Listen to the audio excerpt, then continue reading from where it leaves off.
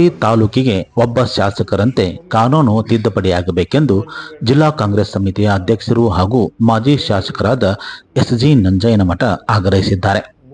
ಅವರು ನವನಗರದ ಪತ್ರಿಕಾ ಭವನದಲ್ಲಿ ಮಾಧ್ಯಮ ಪ್ರತಿನಿಧಿಗಳೊಂದಿಗೆ ಮಾತನಾಡುತ್ತಾ 2028ರಲ್ಲಿ ಕ್ಷೇತ್ರಗಳ ಪುನರ್ ವಿಂಗಡಣೆಯಾಗುವ ವದಂತಿಗಳಿದ್ದು ಕ್ಷೇತ್ರಗಳು ಶಾಸಕರ ಸಂಸದರ ಸಂಖ್ಯೆ ಹೆಚ್ಚಾಗಬಹುದು ಎಂದರು.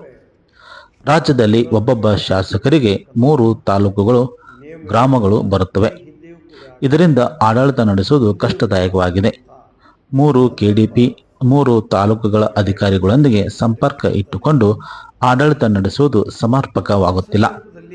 ರಾಜ್ಯದಲ್ಲಿ 236 ತಾಲೂಕುಗಳಿದ್ದು ಅದರಲ್ಲಿ 224 ಕ್ಷೇತ್ರಗಳಿವೆ.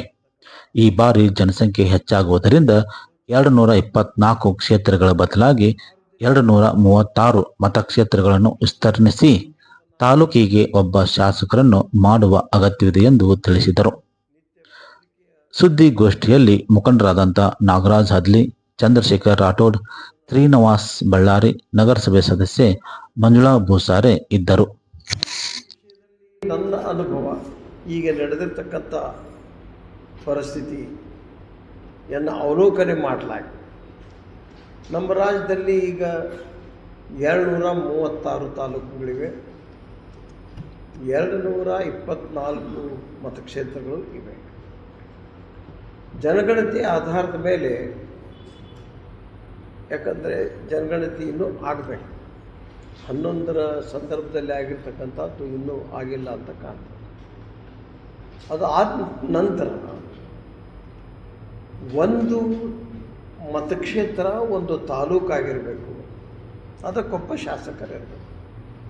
ಆಡಳಿತದ ಹಿತದೃಷ್ಟಿ ಯಾಕೆ ಈ ವಿಚಾರ ಪ್ರಸ್ತಾಪ ಮಾಡೋದು ಅಂತಂದರೆ, ಕೆಲವು ಮತಕ್ಷೇತ್ರಗಳು 3 ತಾಲೂಕಿನ ಗ್ರಾಮಗಳಿಂದ ಒಂದು ಮತಕ್ಷೇತ್ರ ಇರ್ತದೆ, ಅದರಲ್ಲಿ ಒಂದು ತಾಲೂಕು ಇರ್ತದೆ. ನಾನೇ ಹಿಂದೆ ಗುಳೇದಗುಡ್ಡ ಮತಕ್ಷೇತ್ರದ ಶಾಸಕನಾಗಿದ್ದಾಗ ಗುಳೇದಗುಡ್ಡದ ಪುರಸಭೆ, ಬದಾಮಿ ತಾಲೂಕಿನ 30 ಹಳ್ಳಿ ಹಾಗೂ ಬಾಗಲಕೋಟೆ ತಾಲೂಕಿನ 9 ಗ್ರಾಮ, ಹುನಗುಂದ ತಾಲೂಕಿನ 13, 14 ಇದು 40 ಗ್ರಾಮ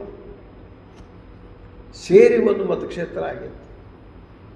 ಕೆಲವು ಸಭೆಗಳಿಗೆ ಬಾಗಲಕೋಟೆ ಬರಬೇಕು, ಕೆಲವು ಸಭೆಗೆ ಹುನಗುಂದಕ್ಕೆ ಹೋಗ್ಬೇಕು, ಕೆಲವು ಸಭೆಗೆ ಬದಾಮಿಗೆ ಹೋಗ್ಬೇಕು. ಎಲ್ಲಿ ಹೆಚ್ಚು ಪ್ರತಿನಿಧಿತ್ವದ ಜನಸಂಖ್ಯೆ ಪ್ರತಿನಿಧಿತ್ವ ಹೊಂದಿರ್ತಾರೆ ಅವರು ಆ ಮತಕ್ಷೇತ್ರವನ್ನು ಆಳ್ತಿರ್ತಾರೆ.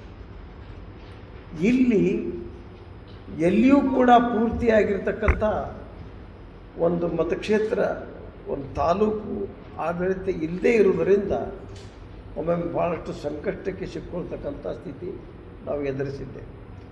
ಈಗಲೂ ಈ ಅಖಿಲ ಭಾರತ ಸಾರ್ವತ್ರಿಕ ಮುಷ್ಕರದಲ್ಲಿ ಬಿಸಿ ಊಟದ ನೌಕರರು, ಆಶಾ ಕಾರ್ಯಕರ್ತರು ಹಾಗೂ ಅಂಗನವಾಡಿ ಕಾರ್ಯಕರ್ತರು ತಮ್ಮ ವಿವಿಧ ಬೇಡಿಕೆಗೆ ಆಗ್ರಹಿಸಿ ಬಾಗಲಕೋಟೆಯ ಜಿಲ್ಲಾಡಳಿತ ಭವನ ಎದುರು ಪ್ರತಿಭಟನೆ ನಡೆಸಿದರು.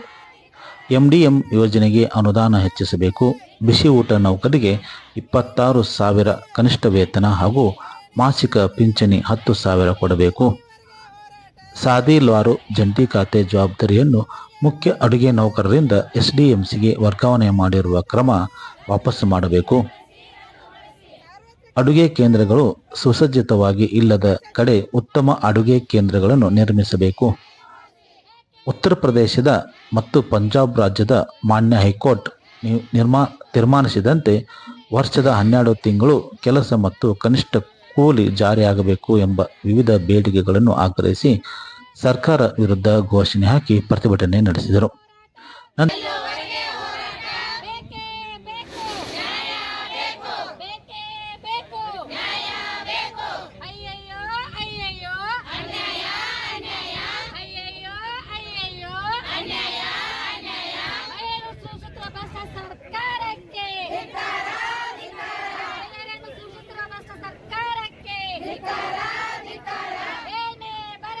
ಒಗ್ಗಟ್ಟಿರಲಿ, ಏನೇ ಬರಲಿ, ಒಗ್ಗಟ್ಟಿರಲಿ.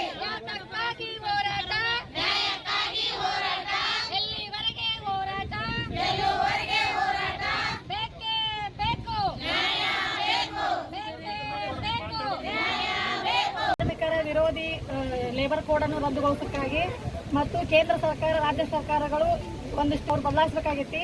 ಅವ್ರು ತಮ್ಮದೇ ಆದ ಇದರಲ್ಲಿ ಎಲ್ಲರೂ ಕೆಲಸ ಮಾಡಿಸ್ಕೋತಾರೆ.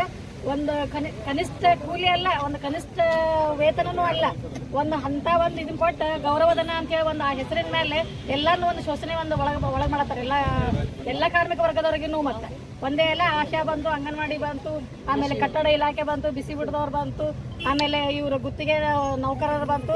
ಎಲ್ಲರಿಗೂ ಪ್ರತಿಯೊಬ್ಬರಿಗೂ ಅವ್ರ ಕಾರ್ಮಿಕ ವಿರೋಧಿ ನೀತಿಗಳನ್ನ ಜಾರಿಗೊಳಿಸಿ ಅವ್ರು ಈ ಮೂಲಕ ಎಲ್ಲರಿಗೂ ನಮ್ಮಲ್ಲಿ ಶೋಷಣೆಗಳನ್ನ ಒಳಗೆ ಮಾಡೋ ಸಂಬಂಧ ಇವತ್ತೆಲ್ಲರೂ ಜುಲೈ 9ರಂದು ರಾಷ್ಟ್ರವ್ಯಾಪ್ತಿಯಾಗಿ ಮುಷ್ಕರೆಗೆ ನಾವೆಲ್ಲರೂ ಇವತ್ತು ಇಲ್ಲೇ ನಾವು ಮುಷ್ಕರೆಗೆ ಇಳಿದೀವಿ. 1,000 ರೂಪಾಯಿನೂ ಹೆಚ್ಚುವರಿ ಮಾಡ್ತೀವಿ ತಂದಿದ್ರೆ ಅದನ್ನು ಸದಕ್ ಮಾಡಿಲ್ಲ. ಕೆಲಸ ಮಾತ್ರ ಜಾಸ್ತಿ ಆಗ್ತೈತಿ, ಪೇಮೆಂಟ್ ಮಾತ್ರ ನಮಗೆ ಕೈಗೆ ಹತ್ತಾಕತಿಲ್ಲ. 5,000 ರೂಪಾಯಿದಾಗ ಹೆಂಗೆ ದುಡಿಬೇಕ್ರಿ ನಾವು? ಎಲ್ಲ ಫೋನಿನ ಮ್ಯಾಗ ಆನ್ಲೈನ್ ಡಾಟಾ ಎಂಟ್ರಿ ಮಾಡ್ರಿ ಅಂತ ಹೇಳ್ತಾರೆ. ಅದ್ರ ತಕ್ಕ ಪೇಮೆಂಟು ಕೊಡಾಕ್ತಾ ಇರಲ್ಲ. NCDನೂ ಮೊಬೈಲ್ದಾಗ ಮಾಡ್ತಾರೋ. ಇನ್ನು ಪ್ರತಿಯೊಂದು ಇಮ್ನಾಸಿನೂ ಸದಕ್ಕೆ ನಾವು ಹಾಕ್ಬೇಕಂತಾರೆ. ಲಾರೋ ಸರಿ ಮಾಡಿಸ್ತಾರೋ 1 ರೂಪಾಯಿಗೂ ಸದಕ್ಕೆ ಬೀಳಂಗಿಲ್ಲ. ಪ್ರತಿಯೊಂದು ಮನೆಗೆ ಅಡ್ಡಾಡಬೇಕು.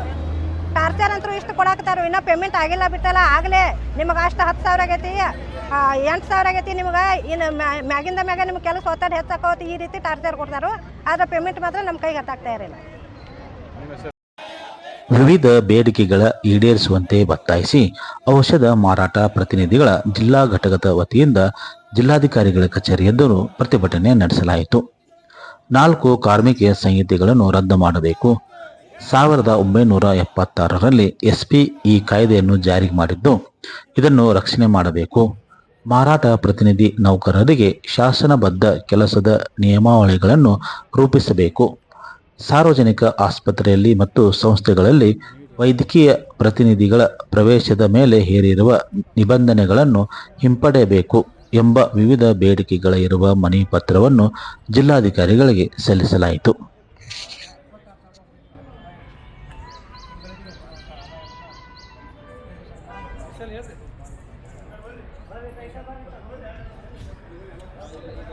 ನಾವು ಮಾಡ್ತಾ ಇರುವಂಥ ಪ್ರತಿಭಟನೆ ಕೇಂದ್ರ ಸರ್ಕಾರದ ವಿರುದ್ಧ 4 ಪ್ರಮುಖ ಬೇಡಿಕೆಯನ್ನು ಇಟ್ಟಿದ್ದೇವೆ. 2 ರಾಜ್ಯ ಸರ್ಕಾರದ ಬೇಡಿಕೆಯನ್ನು ಇಟ್ಟಿದ್ದೇವೆ. ಪ್ರಮುಖ ಅಂಶ ಕಾರ್ಮಿಕರ 4 ಕೋಡ್ ಏನು ಮಾಡಿದ್ದಾರೆ ಅದನ್ನು ರದ್ದು ಮಾಡಬೇಕು. ಮಾಡಿ ಸೇಲ್ಸ್ ಪ್ರಮೋಷನ್ ಎಂಪ್ಲಾಯ್ ಆ್ಯಕ್ಟ್ ಅಂತ ಇರುವಂಥ 1976 ಏನು ಸೇಲ್ಸ್ ಪ್ರಮೋಷನ್ ಎಂಪ್ಲಾಯ್ ಆ್ಯಕ್ಟ್ ಇದೆ ಅದನ್ನು ಕಾಯಂ ಮತ್ತೊಮ್ಮೆ ರಿವೋಕ್ ಮಾಡಿ ವಾಪಸ್ ತೊಗೊಳ್ಬೇಕು ಅನ್ನೋಂಥ ಒಂದು ಪ್ರಮುಖ ಬೇಡಿಕೆಯನ್ನು ಇಟ್ಟಿದ್ದೇವೆ. ಯಾಕೆ ನಾವು ಅದನ್ನು ಮಾಡ್ತಾ ಇದ್ದೀವಿ ಅಂದರೆ ನಮಗೆ ಬಂಡವಾಳಶಾಹಿಗಳ ವಿರುದ್ಧ ನಮಗೆ ಅದನ್ನು ಮಾಡಿದ್ದಾರೆ. ಹೀಗಾಗಿ ನಮಗೆ ನಮ್ಮದು ಸೇಲ್ಸ್ ಪ್ರಮೋಷನ್ ಎಂಪ್ಲಾಯ್ ಆ್ಯಕ್ಟನ್ನು ಇರಬೇಕು ನಮಗೆ. ಅದರಿಂದ ನಮ್ಮ ಎಲ್ಲ ಔಷಧ ಪ್ರತಿನಿಧಿಗಳಿಗೆ ಒಂದು ಅನುಕೂಲಕರ ವಾತಾವರಣ ಇರೋದರಿಂದ ಅದು ನಮಗೆ ಬೇಕು. ಆಮೇಲೆ ಇನ್ನೊಂದು 8 ತಾಸಿನ ನೌಕರಿ. ನಮಗೆ ಟೈಮ್ ನಿರ್ದಿಷ್ಟವಾಗಿಲ್ಲ. ನಮಗೆ 8 ತಾಸಿನ ನೌಕರಿ ಬೇಕಾಗಿದೆ. ಬೆಳಗ್ಗೆ ಎಲ್ಲ ಸರ್ಕಾರಿ ಕಚೇರಿಗಳಲ್ಲಿ ಎಲ್ಲ ಕಡೆಯೂ 8 ತಾಸು ನೌಕರಿ ಮಾಡ್ತಾರೆ. ನಮಗೆ 8 ತಾಸು ನೌಕರಿ ಇಲ್ಲ, ನಮಗೆ ಸಮಯ ನಿರ್ಬಂಧನೆ ಇಲ್ಲ. ಹೀಗಾಗಿ ನಮಗೆ 8 ತಾಸಿನ ನೌಕರಿ ಮಾಡಲಿಕ್ಕೆ ಅವಶ್ಯವಾಗಿ ನಮಗೆ ಮಾಡಲೇಬೇಕಂತ ಒಂದು ಮನವಿ ಮಾಡಿದ್ದೇವೆ. ಮತ್ತು ನಮ್ಮ ವೇತನವನ್ನು ಕನಿಷ್ಠ 26,910 ರೂಪಾಯಿಯನ್ನು ನಮಗೆ ವೇತನವನ್ನು ಜಾರಿ ಮಾಡಬೇಕು ಅನ್ನೋಂಥ ಒಂದು ಬೇಡಿಕೆಯನ್ನು ಇಟ್ಕೊಂಡಿದ್ದೇವೆ. ಮತ್ತು ಮೆಡಿಸಿನ್ ಮೇಲೆ GSTಯನ್ನು ಹಾಕೋದನ್ನು ಕೂಡ ನಾವು ರದ್ದು ಮಾಡಬೇಕು ಅಂತ ಅವರಲ್ಲಿ ಮನವಿ ಮಾಡಿಕೊಂಡು ಈ 4 ಬೇಡಿಕೆಗಳನ್ನು ಪ್ರಮುಖ ಬೇಡಿಕೆಗಳನ್ನು ಇಟ್ಟುಕೊಂಡು ನಾವು ಪ್ರತಿಭಟನೆಯನ್ನು ಹಮ್ಮಿಕೊಂಡಿದ್ದೇವೆ. ಸಮಾಜ ಕಲ್ಯಾಣ ಇಲಾಖೆಯ ಉಪನಿರ್ದೇಶಕರ ಕಚೇರಿಯಲ್ಲಿ ಡಾಕ್ಟರ್ ಬಾಬಾ ಸಾಹೇಬ್ ಅಂಬೇಡ್ಕರ್ ಹಾಗೂ ಹೇಮರೆಡ್ಡಿ ಮಲ್ಲಮ್ಮನವರ ಭಾವಚಿತ್ರಗಳಿಗೆ ಅವಮಾನ ಮಾಡಿರುವಂಥ ಅಧಿಕಾರಿಗಳಿಗೆ ಅಮಾನತುಗೊಳಿಸಬೇಕೆಂದು ಒತ್ತಾಯಿಸಿ ನಾಗರಿಕ ರಕ್ಷಣಾ ಸಮಿತಿ ವತಿಯಿಂದ ಪ್ರತಿಭಟನೆ ನಡೆಸಲಾಯಿತು. ಬಾಗಲಕೋಟೆಯ ಜಿಲ್ಲಾಡಳಿತ ಭವನ ಎದುರು ಪ್ರತಿಭಟನೆ ನಡೆಸಿದ ಸಮಿತಿಯವರು ಜಿಲ್ಲಾಧಿಕಾರಿಗಳಿಗೆ ತಮ್ಮ ಬೇಡಿಕೆ ಇರುವ ಮನವಿ ಪತ್ರವನ್ನು ಸಲ್ಲಿಸಿದರು.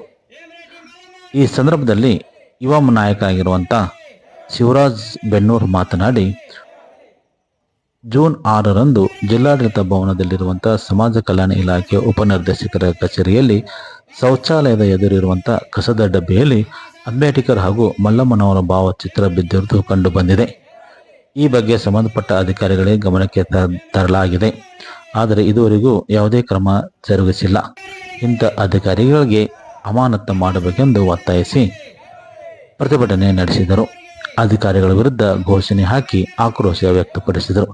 ನಂತರ ತಮ್ಮ ಮನವಿ ಪತ್ರವನ್ನು ಅಪರ ಜಿಲ್ಲಾಧಿಕಾರಿಗಳಿಗೆ ಸಲ್ಲಿಸಲಾಯಿತು. ಭಾವಚಿತ್ರ ಹಾಗೂ ಸ್ವಾತಿ ಹೇಮರೆಡ್ಡಿ ಮಲ್ಲಮ್ಮ ಅವರ ಭಾವಚಿತ್ರಕ್ಕೆ ಅಪಮಾನ ಮಾಡಿರುತ್ತಾರೆ. ಆದ ಕಾರಣ ಅದಕ್ಕೆ ಸಂಬಂಧಪಟ್ಟ ಅಧಿಕಾರಿಗಳು ಇಂದು ಪ್ರತಿಭಟನೆಯ ಕಾರಣ ಏನಪ್ಪಾ ಅಂದರೆ 6/6/2025 ನಡೆದಂತಹ ಒಂದು ವಿಶ್ವವೇ ತಲೆಬಾಗುವಂಥ ದೃಶ್ಯ ಏನು ಇಲ್ಲಿ ಸಮಾಜ ಕಲ್ಯಾಣ ಕಚೇರಿ ಎದುರುಗಡೆ ನಡೆದಂಥ ಡಾಕ್ಟರ್ ಬಾಬಾ ಸಾಹೇಬ್ ಅಂಬೇಡ್ಕರ್ ಅವರು ಮತ್ತು ಎಂ ರೆಡ್ಡಿ ಮಲ್ಲಮ್ಮ ಅವರ ಫೋಟೋವನ್ನು ಶೌಚಾಲಯದ ಎದುರುಗಡೆ ಕಸದ ಡಬ್ಬಿಯಲ್ಲಿ ಹಾಕಿ ತುಂಬ ಅವಮಾನ ಮಾಡಿರುವುದು ನಮಗೆ ಕಂಡುಬಂದಿದೆ. ಹಿಂದುಳಿದ ವರ್ಗದ ಇಲಾಖೆ ಮತ್ತು ಸಮಾಜ ಕಲ್ಯಾಣ ವರ್ಗದ ಇಲಾಖೆಯ ಅವರು ಜವಾಬ್ದಾರಿಯುತ ಅಧಿಕಾರಿಗಳಾದರೂ ಕೂಡ ಇಂತಹ ಬೇಜವಾಬ್ದಾರಿತನವನ್ನು ತೋರಿಸಿರುವುದು ನಮಗೆ ತುಂಬ ನೋವುಕರ ಉಂಟಾಗಿದೆ. ಹಾಗಾಗಿ ಅದರಿಂದಾಗಿ ಇವತ್ತು ನಾವು ಎಲ್ಲರೂ ಪ್ರತಿಭಟನೆ ಮಾಡಿ DDC ಅವರಿಗೆ ಮನವಿ ನೀಡಿದ್ದೀವಿ. ಅವರು ನಾಳೆ ಬೆಳಗ್ಗೆ ಅನ್ಗಡೆ ಏನು ಕ್ರಮ ತೆಗೆದುಕೊಂಡಿವಿ ಅನ್ನೋದನ್ನು ನಮಗೆ ತಿಳಿಸ್ತೀನಿ ಅಂತ ಹೇಳಿದ್ದಾರೆ. ಅವರೇನಾದರೂ ತಿಳಿಸಲಿಲ್ಲದೆ ಹೋದರೆ ಮುಂದಿನ ದಿನಗಳ ಎಲ್ಲ ದಲಿತ ಪರ ಸಂಘಟನೆಗಳು, ಕನ್ನಡ ಪರ ಸಂಘಟನೆಗಳು ಹಾಗೂ ರೆಡ್ಡಿ ಪರ ಸಂಘಟನೆಗಳು ಸೇರಿಕೊಂಡು ಬಾಗಲಕೋಟೆ ಬಂದ್ ಮಾಡುವ ಮುಖಾಂತರ ಇಡೀ ಕರ್ನಾಟಕಕ್ಕೆ ಒಂದು ಎಚ್ಚರವನ್ನು ನೀಡುತ್ತಿದ್ದೇವೆ.